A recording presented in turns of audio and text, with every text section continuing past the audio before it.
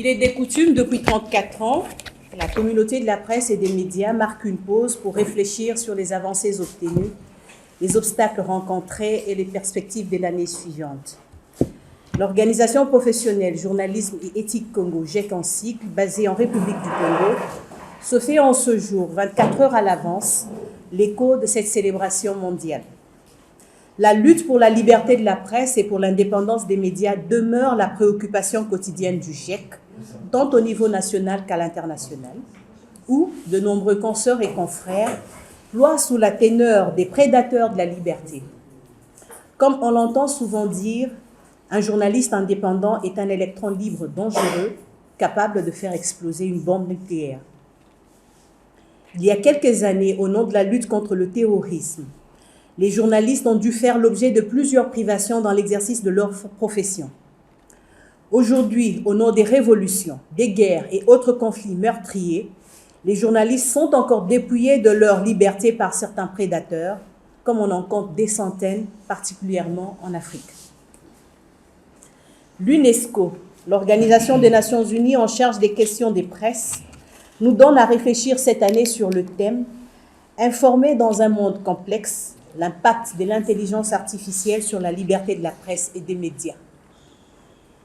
En effet, ces dernières années, le travail des journalistes ainsi que l'activité dans les médias se voit de plus en plus être influencé par l'Internet et ses diverses applications, donc l'intelligence artificielle. On ne peut presque plus rien faire sans consulter l'intelligence artificielle. La recherche des informations, la manipulation des données et la vérification des sources et des faits passent désormais par cet outil. Au Congo, les journalistes commencent à s'adapter à cette nouvelle pratique. Les médias en ligne, de plus en plus nombreux chez nous, sont littéralement impactés par l'intelligence artificielle. Les chiffres exacts d'une donnée économique, l'orthographe exacte du nom d'une autorité locale ou encore le lieu de déroulement d'un incident, les journalistes le doivent désormais à l'intelligence artificielle. Chers collègues, la direction du GEC vous invite dès maintenant à prendre ce nouveau train de l'histoire.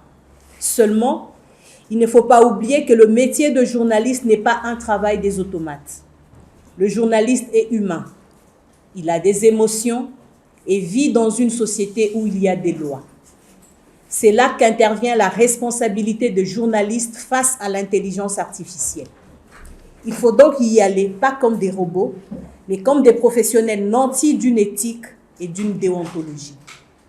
Cependant, le GEC n'oublie pas que d'autres grandes batailles de la liberté de la presse connaissent chaque année des avancées dans notre pays.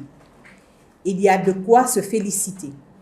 Par exemple, au moment où nous délivrons cette déclaration, en prélude de la Journée mondiale de la liberté de la presse, on peut noter qu'aucun journaliste n'est en prison, encore moins un collègue assassiné pour son travail. Ce sont des acquis importants, malgré l'absence d'un dialogue sincère et permanent entre les professionnels des médias et le pouvoir public. L'année 2024 et le début 2025 ont été marqués par des interpellations des journalistes des Tcheleka Média.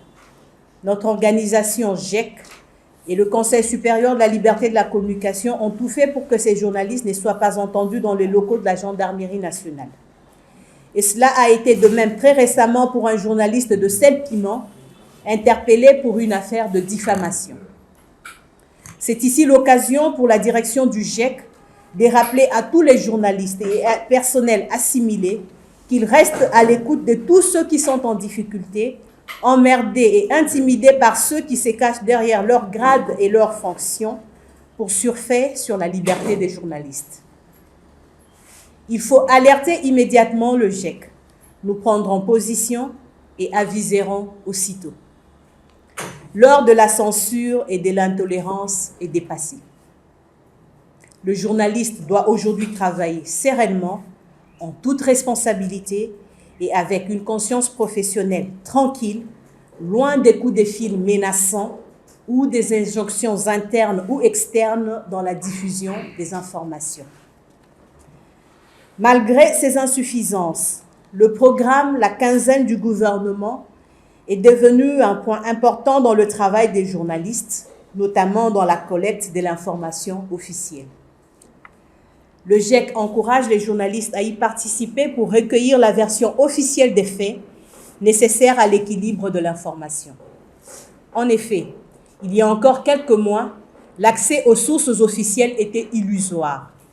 Les autorités intermédiaires comme les directeurs généraux, les chefs d'entreprise publiques, les présidents d'établissements d'enseignement et même les proviseurs d'un lycée ne parlent pas à la presse. Il est difficile d'obtenir d'une source officielle une confirmation ou non d'un fait. Chers collègues, adhérez au GIEC à partir de ce jour. Prenez votre carte de membre, car nous avons bien des batailles à livrer ensemble. Combien de temps encore estimez-vous que le GIEC va continuer à défendre des journalistes non inscrits et non détenteurs de la carte des membres? Chers collègues, si on peut se satisfaire de disposer aujourd'hui d'un outil important pour défendre nos droits dans l'exercice de notre profession, discuter de nos problèmes, harmoniser nos points de vue sur certaines questions majeures, il reste encore bien des défis pour avancer.